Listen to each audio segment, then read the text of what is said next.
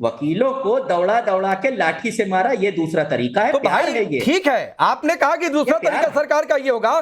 तारिक भाई आप कह रहे हैं कि सड़क पर नमाज हो ही नहीं रही है, तो आप एक लाइन में बोलते कि सीएम योगी का ये बयान ही जरूरी नहीं था, इसलिए कि सड़क पर नमाज नहीं हो रही है। आप तो दूसरे तरीके को परिभाषित करने लगे भाई।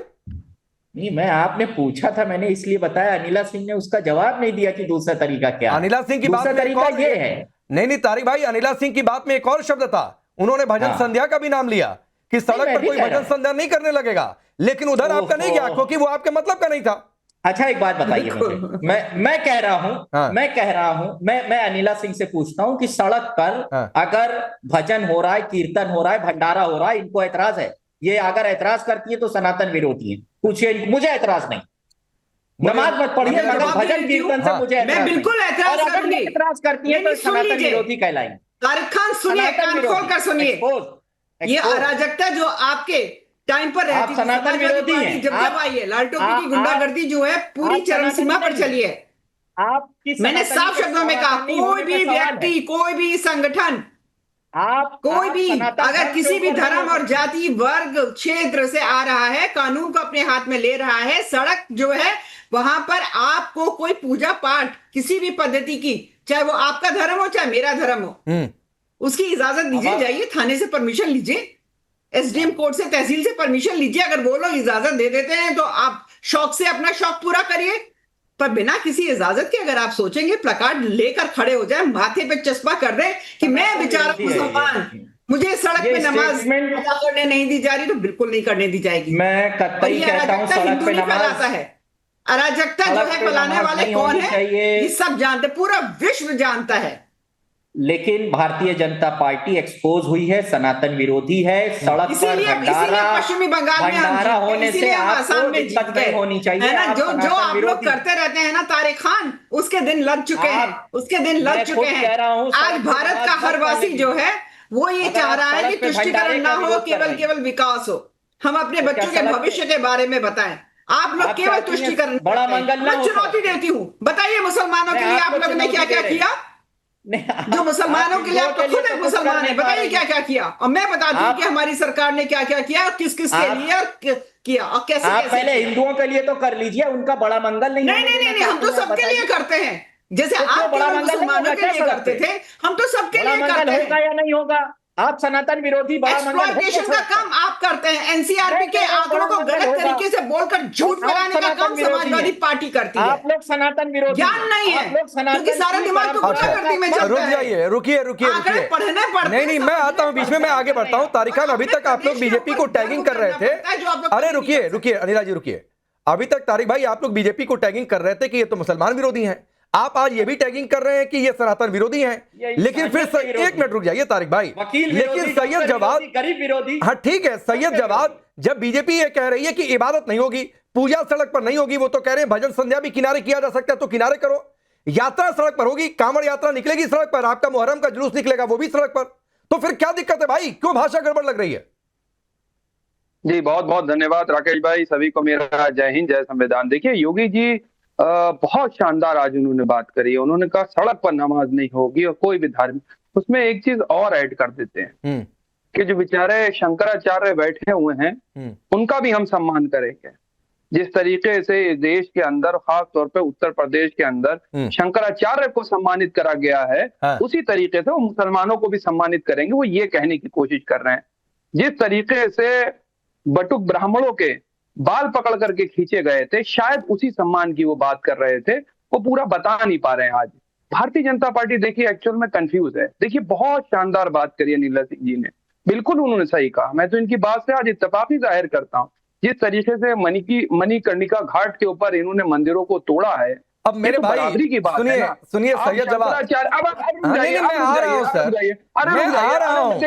सड़क पर नमाज, उस पर योगी का बयान और उस पर दूसरे तरीके की बात, तो आप शंकराचार्य तक पहुंच गए, आप मणिकर्णिका घाट तक पहुंच गए, लेकिन बयान पर नहीं बोल पा रहे। आपको डर लग रहा है क्या? सैयद जवाब मत करिए, आपको डर लग रहा है क्या? राकेश भाई आप सनातन विरोधी बातें मत करिए। नहीं, मैं सनातन विरोधी नहीं, नहीं सुनिए सर, मेरे शो में ना तो सनातन विरोधी बातें होती है ना तो इस्लाम विरोधी बातें होती हैं, तो ये धर्म का विरोध करने का विषय नहीं है। एक बयान आया है, उस पर चर्चा हो रही है। पश्चिम बंगाल में वंदे मातरम की बातचीत है, उस पर चर्चा हो रही है सर, तो मुद्दे पर टिके रहिए। बहुत अच्छी इस डिबेट को सनातन विरोधी या इस्लाम विरोधी बनाने की कोशिश मत करिए। नहीं भाई, मैं तो कह रहा हूं जिस तरीके से उत्तर प्रदेश की सरकार द्वारा मणिकर्णिका घाट के ऊपर मंदिरों को तोड़ा गया, वो समझाने की कोशिश कर रहे हैं। सर, आपने देख लिया मंदिर तोड़े गए, अभी गजब, क्या टूटा नहीं टूटा, क्या मूर्तियां टूटी, ठीक। हाँ अच्छा एक सेकंड रुक जाइए। जो सनातन धर्म के सबसे बड़े प्रचारक हैं शंकराचार्य जी, हाँ, अब नहीं सैयद जवाद में आपकी टैक्टिस समझ गया, सैयद जवाद में आपकी टैक्टिस समझ गया। अगर आप देखिए, आज का मुद्दा अलबत्ता ना तो शंकराचार्य है और ना तो मणिकर्णिका है, आप किसी रेफरेंस में यूज कर रहे हैं, जैसे तारिक भाई ने किया, वो एक हद तक ठीक है, लेकिन आप चाहेंगे कि मैं इस पर डिबेट करूं तो टॉपिक नहीं डिटेल करूंगा, रेफरेंस में कुछ कहकर आगे बढ़ना चाहते हो, एक अलग बात है। मैं तो कह रहा हूं योगी जी जो कह रहे हैं कि सड़क पर नमाज नहीं होना चाहिए, एक बात का वो पोर्शन नहीं, वो तो पहले भी कहते रहे हैं। आज बात ये है कि शिफ्ट में पढ़िए नमाज, अगर संख्या ज्यादा है, सड़क पर नहीं तो दूसरा तरीका ले आ रहे हैं, इस पर चर्चा हो रही है। समस्या नहीं, आप समस्या क्या है उत्तर प्रदेश के अंदर, वो कह रहे हैं कानून, बिल्कुल सही कह रहे हैं, कानून तो सबके लिए बराबर है, लेकिन इंसाफ बराबर नहीं है सबके लिए। अच्छा, हम इंसाफ कैसे बराबर करेंगे सबके लिए, वो बात नहीं हो रही। कानून तो सबके लिए एक है, इंसाफ भी तो बराबर होना चाहिए। अब अगर कोई घर के अंदर भी नमाज पढ़ लेता है तो उसके ऊपर भी कार्रवाई हो जाती है, कि हमने उत्तर प्रदेश के अंदर, बरेली के अंदर नहीं देखा, मुरादाबाद के अंदर हमने नहीं देखा। अरे आप बताइए क्या करेंगे। और घर में नमाज पढ़ने के लिए कहां मना किया भाई? अरे भाई, लोगों के खिलाफ कार्रवाई हो गई, आप आदेश दिखाइए, कहाँ घर में नमाज पढ़ने के लिए मना किया? अरे भाई, जिन अधिकारियों ने, आप मुझे दिखाइए ना, कहाँ मुझे दिखाइए। अरे आप ही के, अरे मैं आपको अभी दिखा दूंगा। हाँ दिखाइए, अभी आपको भेज, चैलेंज कर बार दिखाइए, हम कई बार चैलेंज कर पिछली बार दिखाइए। अब आप दिखाएंगे तब आपके पास आप पहले आप दिखाइए, सैयद जवाद आप दिखाइए पहले। नहीं आप दिखाइए, तब तक नफीस भाई के पास जाता हूँ, तब तक नफीस पर रुक जाइए, निकालिए ना, फिर आ जाऊंगा, इशारा करिएगा और क्या हो एग्जैक्टली वर्बेटम पढ़िएगा। नफीस, क्या इसमें गलत लग रहा है? आप लोगों का क्या विरोध है? क्यों भाषा गड़बड़ लग रही है, बताइए। सर देखिए, मैं बार बार कहता हूँ, ये देश कोई धार्मिक ग्रंथ या किसी भी बाबा से नहीं चलेगा, देश तो संविधान से चलेगा। योगी आदित्यनाथ जी का एक समाज के खिलाफ इस तरीके से बयान देना वो सही नहीं है। अच्छा। क्या योगी आदित्यनाथ ने आज तक ऐसा कोई बयान दिया कि हम रोड पर कांवड़ यात्रा नहीं होने देंगे? क्या उन्होंने कभी बयान दिया कि रोड पर किसी किस्म की पूजा नहीं होगी? आपको कहना चाहिए था कि रोड पर किसी किस्म का कोई धार्मिक गतिविधि नहीं होगी, इन चीज का हम सम्मान करते, पर आपने डायरेक्ट नमाज की बात कर ली। सर देखिए, पश्चिम बंगाल में भी शुभेंदु अधिकारी जी ने एक कानून को लागू किया है। उन्होंने कहा धर्म के आधार पर रोड में कोई जमावड़ा नहीं हो, और जब यह बयान आया, ज्यादातर जगहों पर ना कोई हिंसा हुई, ना कोई प्रोटेस्ट हुआ, छोटे मोटे जगह पर हमने कहा ठीक है, हम मस्जिद में ही नमाज पढ़ेंगे। पर सवाल क्या खड़ा होता है सर? बात है डिस्क्रिमिनेशन का। हमारा देश का संविधान आर्टिकल 14, 15, 16, 17 डिस्क्रिमिनेशन पर बहुत खुलकर बयान रखता है कि सरकार धर्म के आधार पर कोई कानून नहीं बनाएगी। अब मैं आपसे पूछता हूं कि सड़क पर 5 टाइम हर रोज नमाज नहीं होता है, सिर्फ जुम्मा की आबादी ज्यादा होती है, समटाइम सड़क भर जाती है। अगर आपको उससे भी दिक्कत है तो फिर कल आपको पूजा पंडाल से भी दिक्कत होगी, रामनवमी की रैली पर भी दिक्कत होगी, फिर आप नफीस भाई सुनिए, मैं इस पर आता हूं, आप ही के पास हूं, सुनिए।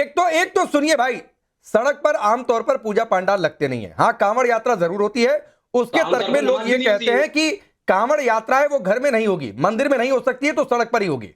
दूसरी बात है कि फिर जुलूस भी, मुहर्रम का जुलूस निकलता है, वो भी घर में नहीं हो सकता है, गार्डन में नहीं हो सकता है, तो उसके लिए भी सड़क है, उसके लिए भी व्यवस्थाएं होती हैं।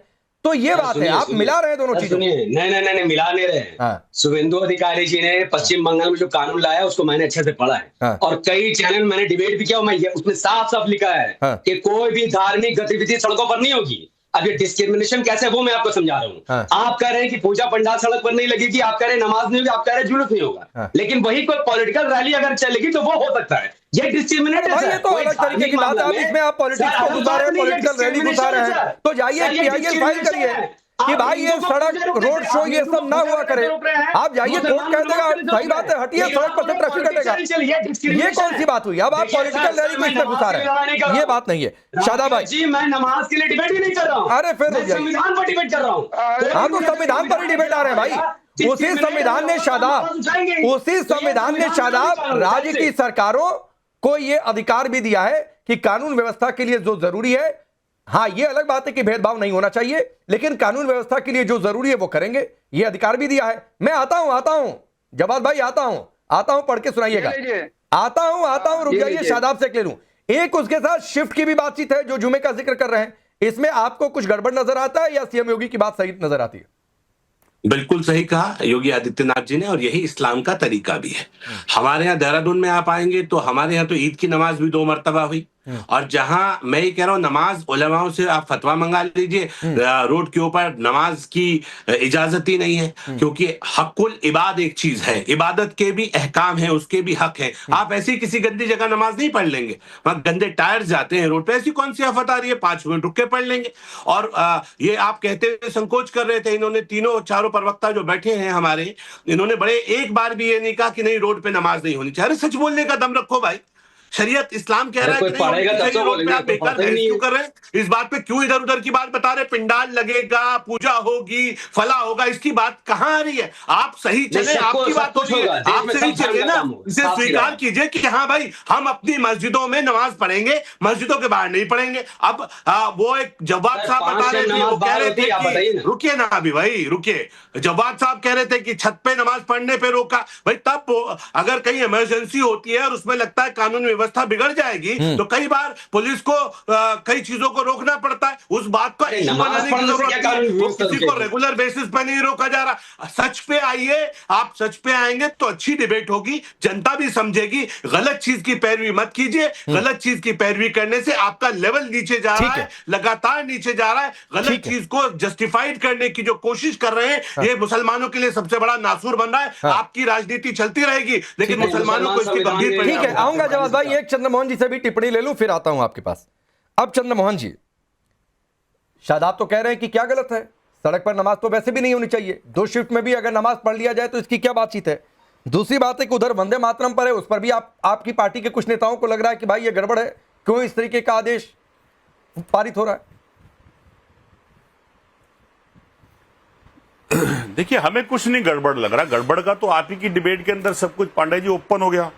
अभी हमारे सैयद जवाहर साहब ने एक बात बोली लेकिन उनका कहने का तरीका ठीक नहीं था। सैयद जवाहर साहब, आपको कहना यह चाहिए था कि जिस सरकार के अंदर शंकराचार्य और भट्टों का अपमान और उससे ध्रुवीकरण ना हो, उनको उनसे फायदा नहीं होता। उनको ध्रुवीकरण वहां करने से फायदा होता है जहां कोई मुस्लिम से बात उगलवाई जाए और बोली जाए, वो बोलने के बाद ध्रुवीकरण करी जाइए। और देश के मुसलमान अभी इस स्टूडियो के अंदर और इस टीवी चैनल पे बैठा हुआ है, एक कुछ कह रहा है और एक शादाब क्या कह रहा है कि देश के मुसलमान को नमाज पढ़नी चाहिए।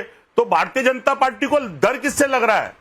उन मुसलमानों को जिनको अपने देश के अंदर दुत्कार किया और बाहर वालों को कहते हैं कि मैं अपने घर पे आया हूं, देश के प्रधानमंत्री। अरे ये घर के मुसलमान हमारे हैं, वो बाहर वाले हमारे नहीं है। इन्होंने देश को बनाने में हमारे देश का साथ दिया था और 2014 से अब तक देश आजाद होने के बाद और आज तक यूपी के अंदर दूसरी टाइम की सरकार होने के बाद हर ईद के ऊपर नमाज और बकरे की बहस होती है। तो मुख्यमंत्री सूबे के क्या ईद खत्म होने के बाद सो जाते हैं? अब सुनिए, क्या वो बुला के शादाब जैसे, मुझे अच्छा लगता है कि अगर आप बात को फैक्ट से काटते, एक तरीका, मुझे अच्छा लगता है कि जिस तरीके से यहाँ पर कुछ लोगों ने कुछ तर्क रखे, लेकिन आप वो नहीं करेंगे क्योंकि आप अपने आप को दोनों ओर खड़े दिखाना चाहते हैं, आप सही और गलत में फर्क नहीं करना चाहते हैं। अनिला जी कुछ कहना चाह रही है, मैं आता हूं। मेरे तर्क का आपके पास जवाब नहीं है, मैं दोनों तरफ नहीं खड़ा हूं। कौन से तर्क का? नहीं, आप दोनों तरफ खड़े होइए। कराया जिस हालात, मैं तो कह रहा हूं चंद्रमोहन जी, आप दोनों तरफ खड़े होइए, हिंदू मुसलमान को अलग करके मत देखिए, लेकिन सच गलत और जो गलत लग रहा है उसको तर्कों के साथ काटिए। मैं थोड़ी नहीं कह रहा हूं कि एक ही पक्ष में जाकर खड़े हो जाइए। अब अगर आदि शंकराचार्य का और भट्टों का अपमान हुआ तो ध्रुवीकरण नहीं हुआ ना, क्योंकि हिंदू इकट्ठा नहीं हुआ इस बात के लिए, तो मुसलमान के कहने से जरूर होगा। वो भारतीय जनता पार्टी को सीधा सा फायदा है। ठीक है, अनिला सिंह बोलिए, फिर जवाब आ रहा हूं आपके पास। अपनी कोरी अनिला सिंह रिप्लाई करेंगे। हर बार वो करवाती है इसे। आपसे बड़ा पैरोकार है क्या कोई राजनीति का? 2 मिनट में सर पे टोपी, 2 मिनट में साफा, 2 मिनट में खजूर से रोजा अफ्तारी, तुष्टीकरण की राजनीति तो आप करते हैं। और जब मुसलमानों के सर पे पड़ती है तब आप गायब हो जाते हैं, तब उनकी लड़ाई लड़ने के लिए आपके पास वक्त नहीं होता। जब राहुल गांधी जी गोल गोल घूम जाते हैं, वॉकआउट कर जाते हैं, तब संसद में बोलने के लिए शब्द नहीं होते। मुसलमानों की कौन सी लड़ाई लड़ी ये भी बता दीजिए जरा। ठीक है, शादाब भाई होल्ड ऑन, अनिला सिंह बोलिए। जी बिल्कुल, मैं अभी जवाद साहब को भी सुन रही थी और चंद्रमोहन जी को भी सुन रही थी। इन लोगों को बहुत ज्यादा इनको लग रहा है कि जो शंकराचार्य अभिमुक्तेश्वरानंद जी हैं उनके साथ बहुत जाति हो गई, बटुक जो है उनके साथ बहुत जाति हो गई, ये बोल रहे हैं, दोनों बोल रहे हैं। अगर मैं इनसे ये भी पूछ लूंगी ना कि चारों के चारों जो शंकराचार्य हैं कौन कौन से पीठ के हैं, कौन कौन से वेदों से संबंध रखते हैं, उसका उत्तर नहीं दे पाएंगे ये लोग बैठकर। अरे भाई चलिए जब्बार साहब तो एक दूसरे धर्म से आते हैं, चंद्रमोहन जी जो हैं ये बता दें, जिनके बारे में अभी के विषय में यहाँ पर बहुत ज्यादा आप संबंध रखते हैं, उत्तर नहीं होगा। दूसरी बात राकेश जी, अब सुन लीजिए, मैं जानती हूँ इन लोगों के कोरे चिट्ठे किस प्रकार से ये लोग सांप्रदायिक राजनीति करना चाहते हैं, इन लोग सांप्रदायिक राजनीति जैसे ये करना चाहते हैं चंद्रमोहन जी, मुझे अच्छी तरीके से पता है। चाहे वो खान साहब हो समाजवादी पार्टी के, चाहे शर्मा साहब हो कांग्रेस पार्टी के। और दूसरी बात मैंने सुना, अरे यहाँ के मुसलमानों से यहाँ के मुसलमान जिन्होंने आजादी की लड़ाई लड़ी है उनके साथ रहो, वो आपके अपने, आप बिल्कुल ठीक कह रहे हैं, तो नेक दिल है। जो राष्ट्रवाद के साथ खड़ा हुआ मुसलमान है वो, उसके लिए हम भी खड़े हुए हैं। परंतु अगर कोई ये कहे कि वो मुसलमान जिन्होंने मेरठ राइट किया, भिवंडी राइट किया, मुंबई राइट किया, हैदराबाद राइट किया, सूरत राइट किया,